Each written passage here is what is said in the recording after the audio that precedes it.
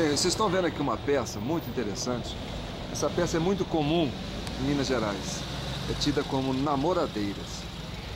E elas ficam nessa posição de descanso na janela e sempre assim passiva, no olhar, né, num semblante assim meio distante. E nós vamos falar sobre isso hoje. Só que eu vou fazer uma matéria diferente. Nós vamos chegar lá na Solar da Baronesa, que faz parte da universidade, e vamos mostrar um outro tipo de namoradeira. Uma namoradeira que não é de cor negra. Vamos lá e vamos conhecer um pouco desse trabalho.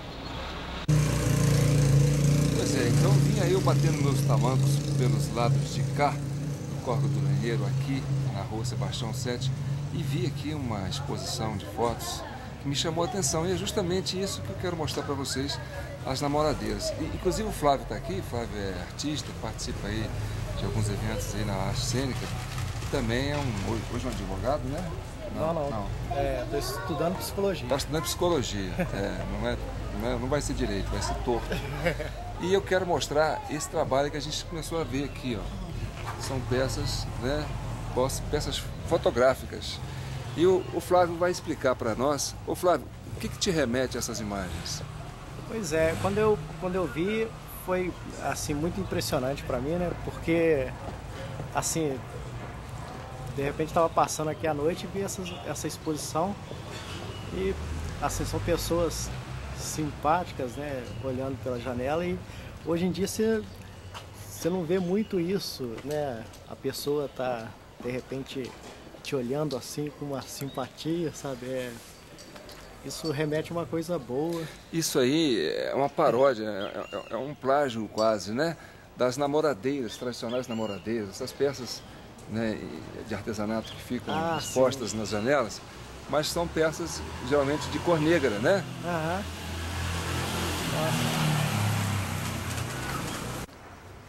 Então é interessante a capacidade do autor, né, de tentar mesclar, né, essa coisa da raça, né, colocando em foto em tamanho proporcional, né, na janela uma pessoa, né, uma mulher branca, de cor branca, né, por sinal muito bonita, né, fazendo essa exposição. E isso chama a atenção de quem passa, né, a gente quer conhecer, e aí foi daí que eu vi e que me deu o interesse de entrar e conhecer o autor. Ele vai estar aí conversando com a gente daqui a pouco, né? Nós vamos ter um Alô. Outra pessoa que está aqui comigo agora, que também é um artista, gosta de pintar, já tirou foto, né? Já escreveu livro, é o Toninho Ávila. O Toninho Ávila é uma pessoa que vocês não podem deixar de conhecer. E aí, Toninho, o que você achou desse material aí? Ele realmente é um material impactante, né? Te faz querer conhecer. Eu estava observando aqui essas fotografias, né? Eu achei assim a expressão muito boa e o foco, né? As pessoas também que estão ali são pessoas expressivas, fortes. Eu achei excelente, é um trabalho muito bonito, um trabalho de arte fotográfica, né? Muito bem feito, e com os modelos ali também são pessoas expressivas. Isso é importante, né? Às vezes numa fotografia o modelo também tem muito a ver. O fotógrafo e o modelo, né? Quer dizer, é um belo trabalho. Toninho, eu tenho que concordar com você. São mulheres expressivas, com olhar expressivo, né? Semblante suave e que compõem muito bem uma janela. Elas estão ali em forma de foto, mas você sente a presença delas quase, né, fisicamente. Pode mandar. O nome desse trabalho é Pedaços de Chão. É uma brincadeira, né, inicialmente na montagem, que é algo que me preocupa bastante, como apresentar um trabalho de arte, né? E eu quis colocar 2 pedaços de chão no teto, né? A história desse trabalho é interessante porque ela tem um pouco a ver com o meu percurso dentro da faculdade. Eu não tinha referências históricas, não tinha conhecimento de história da arte quando eu entrei na Unesp em São Paulo. E ao entrar na Unesp, por conta das críticas dos professores e do ambiente mesmo acadêmico, né, que foi expandindo o meu horizonte, assim, eu parei de pintar. Foi uma espécie de crise, né? Eu achava que o que eu fazia não era arte, que o trabalho que eu estava fazendo não era significativo, e parei de pintar, comecei a experimentar outras coisas, fiz esses trabalhos de oxidação, comecei a pensar essa relação do tempo com a vida que se manifesta na matéria. E aí um belo dia eu fui trocar um piso plástico, um negócio vagabundo que meu pai tinha posto no lugar que eu trabalhava, que ficava enroscando no meu pé, né? Eu me irritei tanto com aquele negócio, falei, não, vou arrancar isso, vou trocar, vou passar um piso, vou fazer uma coisa mais decente, né? E eu peguei e arranquei meio com raiva um pedaço desse piso plástico, né? Na hora que eu arranquei, eu fiquei extremamente espantado com a beleza que tinha, né? Uma beleza pictórica mesmo, eram manchas com profundidade, manchas com características de uma obra elaborada, né? E aí o resto do piso, eu arranquei todos os pregos que fixavam esse piso e fui tirando delicadamente, assim, com cuidado, que levou 3 horas para tirar, né? Então eu tirei essas 2 placas. Quando minha mãe viu, ela ficou louca, ela falou assim, não é possível que você vai guardar esse bolor, pelo amor de Deus. Eu falei assim, não, mãe, isso é um trabalho muito legal, tal, que eu vou usar ainda. E isso está comigo desde 1998, né? Essa é a primeira vez que eu mostro, é um trabalho inédito. E eu chamo de red paintings, pinturas prontas, são coisas que eu achei, né? Eu me apropriei dela e eu percebi que a pintura, assim, ela tem muito a ver com o olhar mesmo, né? Vai além da técnica, né? Eu tenho técnica de pintura, sei executar bem, só que eu percebi naquele momento que era importante que a imagem que eu escolhesse fosse significativa. E essa é particularmente uma escolha, porque eu não executei nada, eu só tirei ela de um lugar, né? Por isso que a técnica é concreto e mofo sobre PVC, né? Então é isso, esse é um trabalho que conta um pouco dessa crise que a faculdade gerou e é bonito, né? Um trabalho que tem uma expressividade, assim. Lembra um trabalho, por exemplo, de um artista famoso, um artista estabelecido chamado Daniel Senise. E aí uma vez me perguntaram, mas você não vai fazer uma série como o Daniel Senise faz? Não, porque não interessava para mim, assim, a ideia de me restringir a uma técnica é algo que não me agrada, né? Talvez isso seja um dos problemas que me caracteriza como artista, porque eu não me caracterizo como um produto, né? Então eu faço gravura, aí eu enjoo da gravura, eu faço fotografia, enjoo da fotografia, faço vídeo, ou faço tudo ao mesmo tempo. E isso acaba dificultando um pouco uma inserção mais natural minha, assim, como artista dentro de um mercado de arte, por conta de não ter essa unidade, né? Por exemplo, esse trabalho, essa instalação aqui, foi a única que eu fiz dessa natureza, né? E eu não sei se eu quero fazer outra, né? Ela preencheu, assim, significativamente aquele momento e acho que eu não preciso repetir, não preciso fazer muitas vezes a mesma coisa, né? Cada linguagem, seja o desenho, seja a pintura, a gravura, a fotografia, o vídeo, a própria instalação, a videoinstalação, cada uma delas é escolhida em função da ideia e não o contrário, né? Depois que eu defino qual que é a ideia, eu procuro entre as linguagens que eu manipulo, entre as linguagens que eu domino, uma delas que vá permitir a maior expressividade, né? Então pode ser argila, pode ser gesso, pode ser gravura, pode ser pintura, né? Eu me permito essa liberdade, né? Interessante, né, que esse trabalho que você faz, e eu percebi isso assim logo que eu vi, né, é a coisa da fluidez, né, da água, né, se relacionando com a própria vida. Eu percebo que nesses corpos eles estão desidratados, né? É uma obra que, né, retrata a escassez do alimento, mas principalmente a escassez da água. Você percebe que os corpos estão secos, você tem uma ideia de que eles estão vivos e ao mesmo tempo você tem uma sensação, né, de que são mumificados, né, o pedaço de cadáveres, né, e que tem essa coisa de trazer, né, uma expressão de vida com eles, né? Eu acho muito legal isso que a leitura, a gente não sou crítico de arte, mas eu vejo, né, a forma de encarar o seu trabalho, né, isso aí. Bem, e outro quadro também que tem a ver com essa leitura que eu tenho feito aqui da sua obra, justamente essa porosidade, né, da superfície da pele, né? Você traz uma porosidade que traduz realmente a desidratação. Seria como se fosse uma cena de um rio, né, que corre no Nordeste, aquele rio que está lá sem muito tempo sem chuva, então ele seca, né, e a terra começa a trincar, aquele barro seco, aquela coisa quebrada, né? E você retrata isso na própria expressão, né, do rosto humano, né, é um semblante de alguém que está perdendo, né, a liquidez do corpo, né?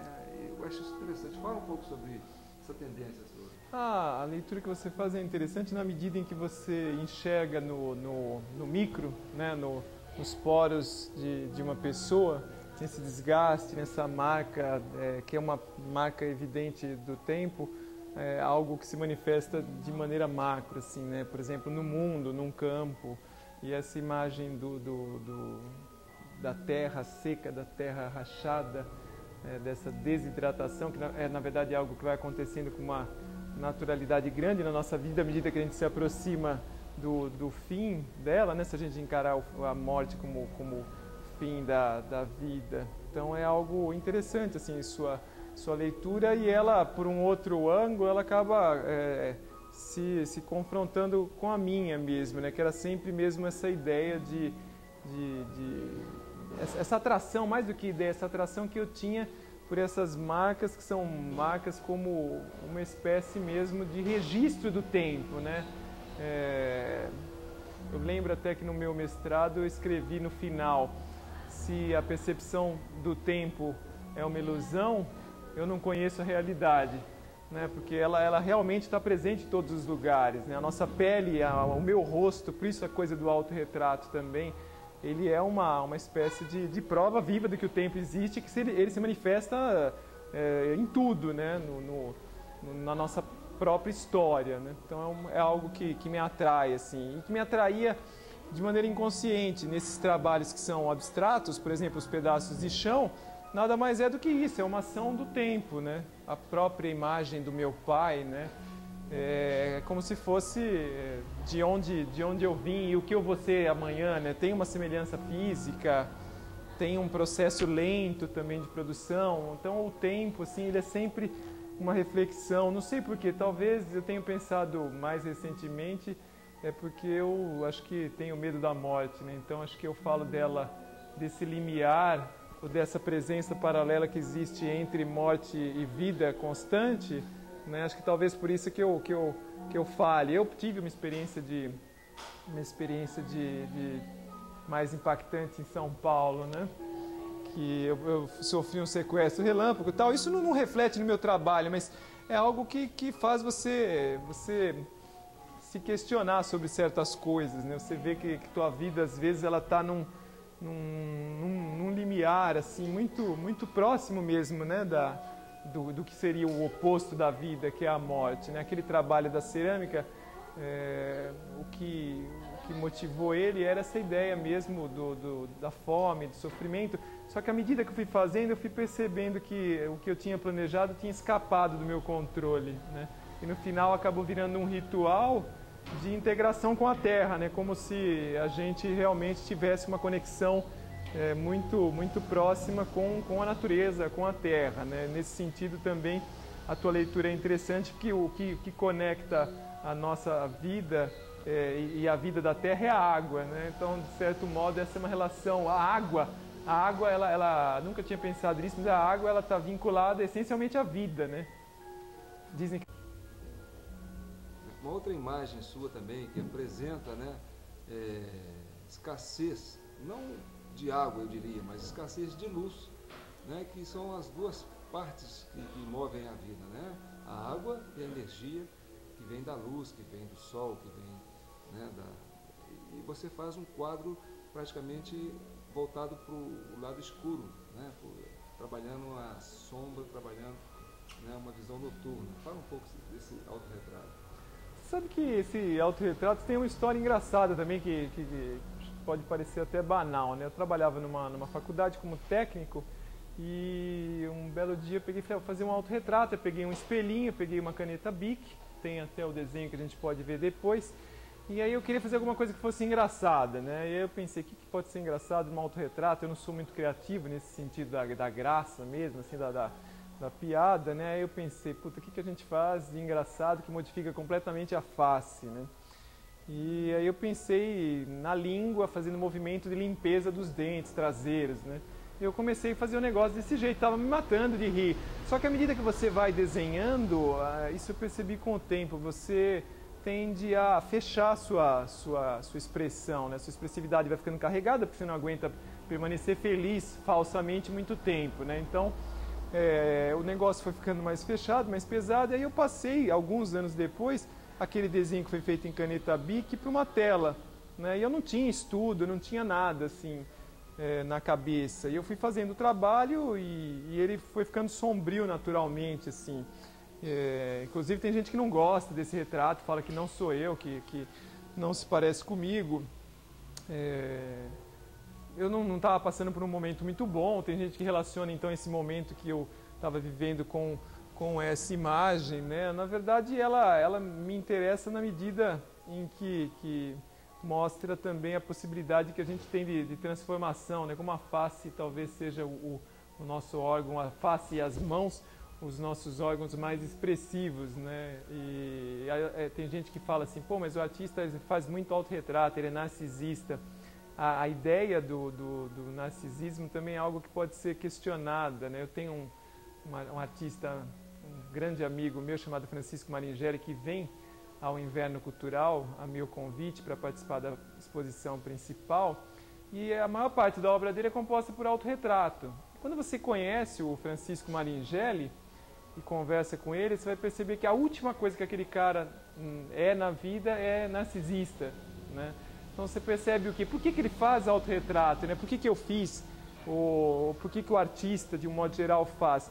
Às vezes, no silêncio do ateliê, naquele espaço restrito, o que ele tem de mais complexo e mais desafiador diante dele é a própria face, né? Então ele configura essa face de maneiras diversas, né? Às vezes não existe um significado muito elaborado. Isso aqui foi uma coisa que aconteceu por acidente, mas que tem um peso por causa da cor, né? Um peso psicológico, esse olhar. Tem gente que vê uma certa tristeza, assim, que é algo que ocorre pouco na minha vida, assim, eu tento não ficar muito tempo. Já outros trabalhos, eles têm uma preocupação maior, né? E a ideia aqui, ela vem até no próprio título, né? O título desse trabalho é Davi e Narciso. Davi remetendo mesmo à escultura do Michelangelo, né? Não porque eu me acho tão bonito quanto aquela escultura do Michelangelo, mas tentei imitar a pose num dos ângulos mais famosos que a gente tem. E Narciso, por causa dessa ideia mesmo do homem que se apaixonou pelo próprio reflexo. De um modo indireto, estou citando dois artistas que eu gosto muito, o próprio Michelangelo e o Caravaggio, né, que fez aquele quadro famoso que é o Narciso. Fala, pô, mas para por aí, sua ideia se encerra nessa citação literal dos artistas? Não, na verdade tem muito mais, né? Hoje em dia a gente vê uma preocupação muito grande com a autoexposição, né? Com essa coisa de querer aparecer. A gente vê até fenômenos culturais como, por exemplo, esses programas de reality show, né? Que movimentam milhares de dólares e chamam a atenção de milhares de pessoas, não só no Brasil como no mundo todo, né? Essa onda começou na Europa, na França, na Inglaterra, né? E não tem algo que diferencie muito o Brasil de outros lugares. Então é um pouco esse questionamento mesmo, assim, de tentar olhar para mim como se eu fosse outra coisa, né? Então, na verdade, eu estou questionando um pouco esse universo de exposição da imagem, né? Teve uma pessoa que falou assim para mim, uma professora de filosofia, a gente só consegue se ver quando se olha no espelho. Eu falei assim, professor, eu entendo o que você está falando, mas eu não sei se eu concordo completamente, né? Porque, na verdade, eu estou me olhando como se eu fosse um personagem, né? Então, é uma projeção de mim, não sou eu, né? Então, isso não corresponde à minha personalidade, mas é uma construção, é uma imagem que tenta, em última instância, produzir uma reflexão que está vinculada ao contexto onde eu estou inserido, onde existe uma beleza, onde existe uma estética que é condicionada via mídias de toda a natureza, impressa, televisiva, onde existe um padrão de beleza, né? Então eu estou dentro desse contexto e consigo refletir que as coisas vão além da aparência, né? Então o nu, nesse caso, tem mais uma imagem questionadora mesmo, né? Você teve uma opção de fazer o nu masculino em preto e branco, né, e o nu feminino colorido, né? Isso aí tem um fundamento estético ou um fundamento... Ele tem um fundamento estético, sim, é uma opção plástica, eu poderia dizer, né? Estético-plástica. O preto e branco permitiu que eu destacasse o que se assemelha mais à escultura, que é o volume, né? Então, quando eu elimino subtons infinitos que a cor tem, eu consigo enfatizar o aspecto do volume. Talvez essa seja o grande charme da fotografia preta e branca, é isso, que você não tem como distrair a atenção do observador, ou você é bom ou você não é bom. Um Cartier-Bresson, por exemplo, o cara usou a vida toda preto e branco, né? Então é interessante você analisar isso. Então eu queria nesse trabalho destacar o volume, e nos nus femininos eles são citações, né? Então essa é uma pintura do Félix Vallotton, é uma citação de uma pintura que tem esse nome, Estudo para Nádegas, de 1884, se eu não estou enganado, né?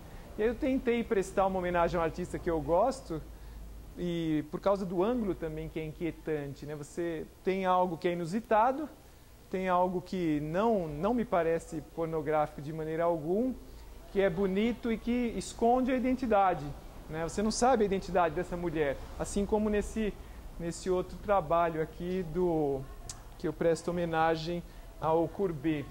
Inclusive eu dei o título do trabalho Vênus de Courbet, ou A Origem do Mundo. O título original da pintura é A Origem do Mundo. Esse quadro hoje está exibido, faz parte da coleção, e talvez seja o quadro mais visitado do Museu de Orsay, em Paris, né?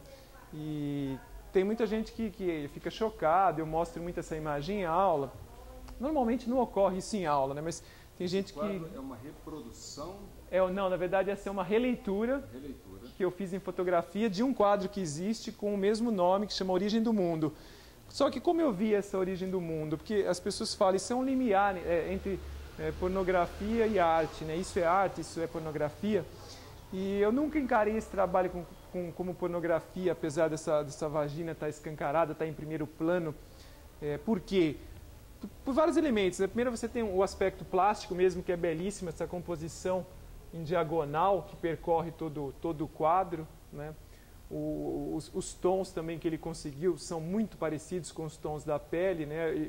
A minha leitura é um pouco diferente, só que eu consegui a forma muito similar, né? O que mais me impressiona nesse trabalho do Courbet, e o que me levou a fazer a releitura, é justamente a dimensão que ele dá para a potência feminina, para a energia feminina, para a energia da reprodução mesmo, que todas as mulheres sempre tiveram e têm ainda hoje, né? Então você tem a vagina em primeiro plano, o corpo da mulher que se perde, tem um título provocativo, A Origem do Mundo, em 1884, 86, não me recordo agora, espetava diretamente a concepção religiosa da vida, mas além de tudo isso, o que me fascina é justamente o fato de não existir identidade. Então, a origem do mundo sem identidade é algo que dá uma dimensão para essa mulher anônima tão mágica, tão universal quanto as Vênus, as primeiras representações femininas, que representavam uma mulher simbólica. Então é nesse sentido que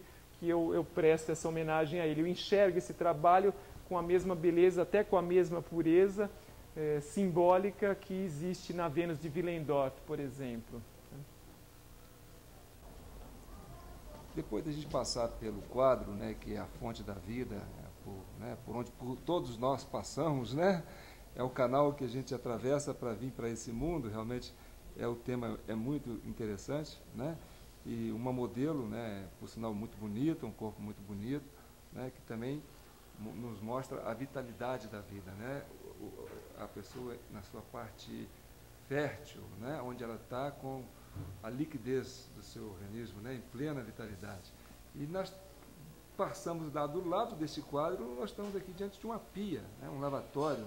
Cujo nome é a fonte, né? A fonte, né? Vamos, mais uma vez, você está aí trabalhando a fonte que é a água, né? Que o elemento água está presente no seu trabalho de alguma forma. Esse trabalho ele indiretamente remete a um artista que é bem provocador, que é o Marcel Duchamp, né, que produz um trabalho com esse mesmo nome, mas ele, assim como Duchamp também, acho que ele encerra essa dimensão mais simbólica do mundo, né? Fonte como fonte de vida, e aí você poderia pensar na fonte como algo vinculado ao universo feminino, se você pensar na água, na reprodução, mas por outro lado também tem a dimensão do corpo masculino, porque pela torneira que jorra, né, pela torneira que brota essa imagem de fertilidade, né? E ali a gente teria o equivalente feminino, a ideia mesmo quase de uma dimensão simbólica, de uma relação física entre o homem e a mulher através de objetos banais. E vamos encerrar aqui a sua exposição. Você já viu aqui dentro? Não sei se você... Já tem mais um material aqui, né? Que é um... Quer ver? Dá uma olhada aqui dentro. Você já viu? Não, dentro? não. Eu vou desligar aqui. Esse é um dos trabalhos preferidos meus, assim, das coisas que eu não sei porque exatamente eu tenho o maior carinho, né? O nome do trabalho é cheque, no sentido do verbo imperativo mesmo, né? Então é cheque para a pessoa checar mesmo. E aí a pessoa fala, mas eu pensei que fosse cheque por causa do jogo de xadrez. Também é um jogo. Então aqui a gente tem um detalhe que eu transformei em preto e branco, de um autorretrato que chama Homem Enlouquecido, do Courbet, que é o autor daquele trabalho. Desse lado de cá nós temos um retrato do Marcel Duchamp. E do outro lado... Tudo pintura sua? Tudo pintura minha. E aqui eu tenho um autorretrato, que é também o autorretrato que eu utilizei no convite, né? Então é um jogo mesmo, e cheque para a pessoa checar. Aqui tem um fragmento da porta de um dos trabalhos mais fantásticos que foram produzidos na história da arte, que é o trabalho Étant donné do Marcel Duchamp, que presta uma homenagem, que faz uma citação do Courbet. E aí eu fui convidado para participar de uma exposição intitulada Desejos Marginais. 10 artistas foram chamados em São Paulo para expor no Memorial da América Latina, e cada um recebeu uma caixa de MDF, com uma medida específica, com uma tampa.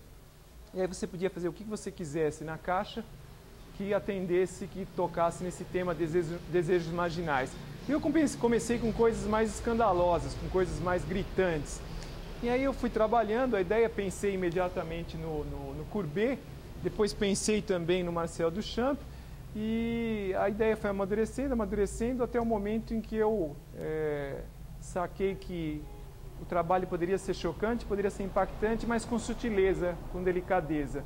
E aí eu pensei, qual o desejo marginal que o homem carrega desde a infância até a sua velhice, algo que ele não consegue se desvincular de jeito nenhum, e que hoje em dia talvez seja o grande tema, assim, um dos grandes temas culturais, é a coisa do voyeurismo, do olhar, né? Então eu fiz a caixa, reproduzi um fragmento dessa caixa para que a pessoa tivesse que agachar como se estivesse olhando na porta de uma fechadura, num buraco de uma fechadura. Quando a pessoa olha, ela de repente se vê como uma espécie de reflexo infinito entre dois espelhos infinitos, olhando alguém que está olhando alguma coisa.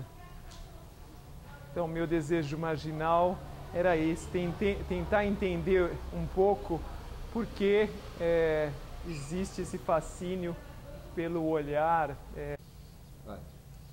Então, e essa ideia, né, era um pouco de representar esse desejo marginal, né, de que o homem não tem como se desvincular dessa vontade de olhar, né, olhar sem ser visto. Isso explica um pouco esse fenômeno que a gente está passando hoje em dia, né, e que chega no limite nesses ambientes, esses não lugares, né, que alguns historiadores chamam, são espaços onde não permite nenhum tipo de relação física, assim, não estimula a relação física. O mundo contemporâneo, particularmente nas grandes cidades, ele tem muito essa dimensão, né, de estimular o não convívio, né? E o limite disso é a internet, que te permite ser quem você quiser, adquirir o que você quiser sem sair de casa, sem você ter nenhum convívio afetivo de fato, né?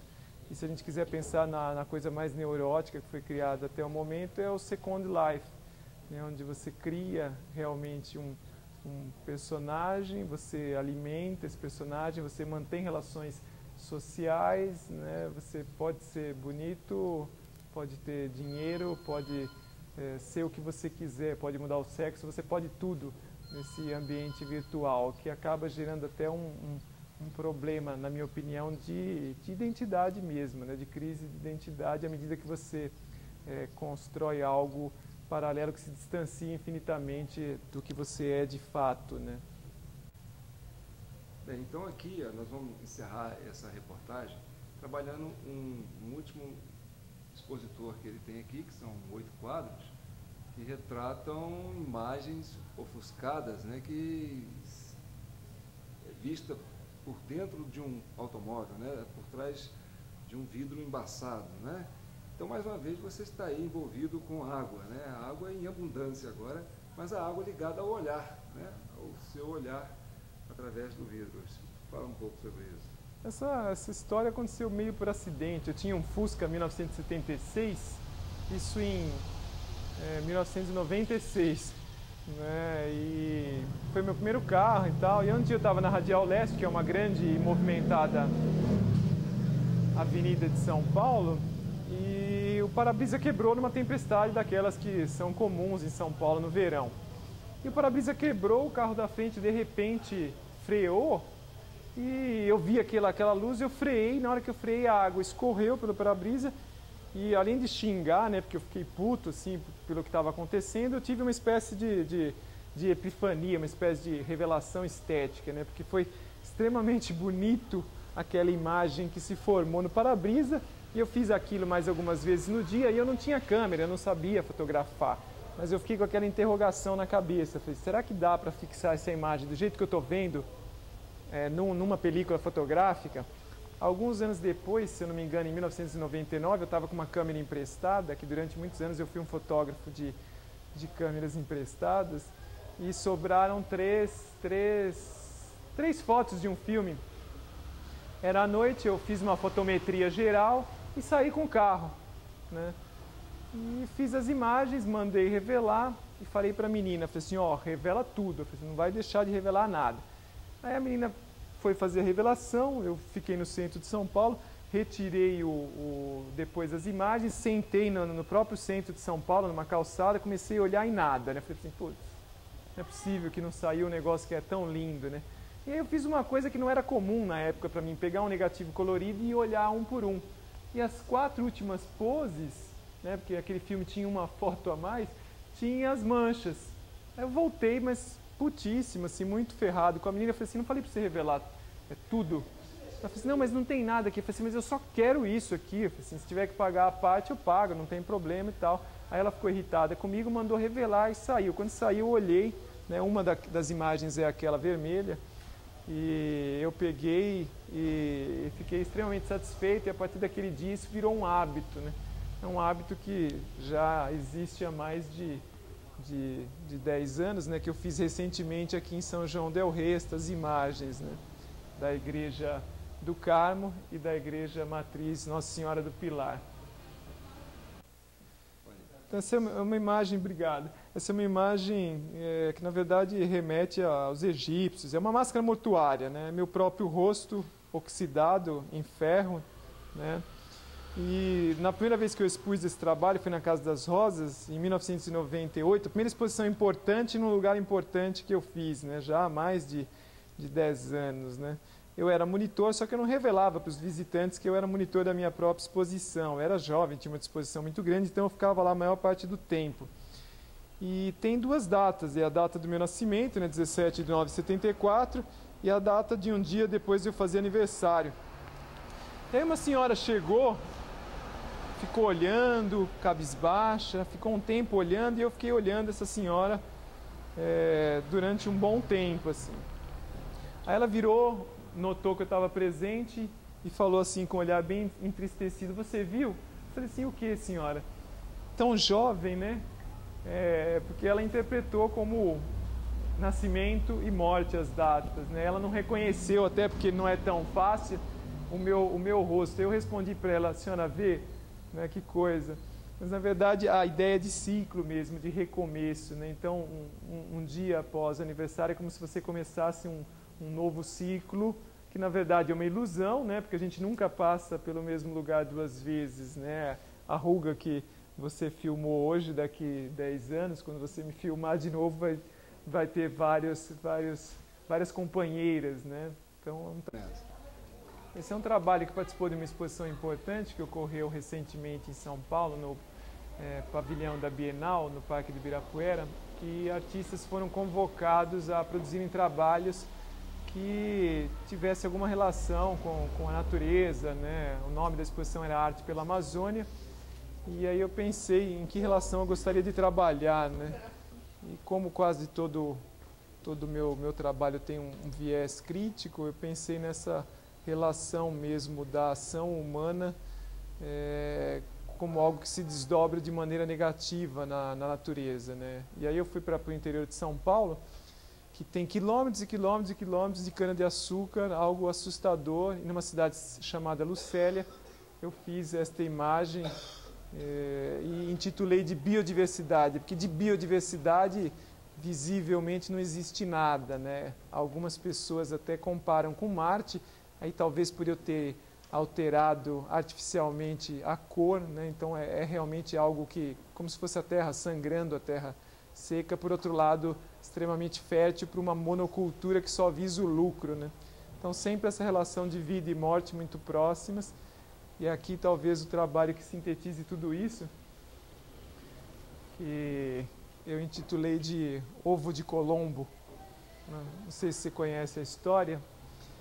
Colombo descobriu naturalmente, né, o continente aqui americano, e aí um dia durante um jantar começaram a questionar ele, falaram que já sabiam da existência, que ele não tinha tido importância nenhuma, a descoberta dele e tal. Aí ele lançou um desafio para os participantes daquele jantar, só nobres, né? Assim, quero ver se alguém consegue colocar um ovo em pé. E todos tentaram, um a um tentou e falhou. Um a um tentou e falhou. Quando todos tentaram, ele falou assim: agora, se os senhores me permitem, eu vou tentar eu agora, né? Aí ele pegou um prato limpo, pegou o ovo e deu uma batidinha na bunda do ovo, quebrou um pouquinho e colocou em pé. E aí de repente houve aquele alvoroço, né? E todos falaram: ah, mas assim eu também faço, não sei o que lá e tal. Ele falou assim: sim, naturalmente. Só que o primeiro a ter a ideia de fazer isso para o ovo ficar em pé fui eu. Então isso é uma coisa interessante, que mostra como às vezes algo que ao olhar assim distraído tem uma certa banalidade e que pode se revelar como algo extremamente poético, como uma célula matriz mesmo, né? A essência, o começo, né? É uma forma plasticamente perfeita. É outra forma de origem da vida, né? Sim, de fonte sim, da vida, com assim certeza. como naquele quadro da nudez, né? São as duas formas de entrar no universo, né? Com Real. certeza.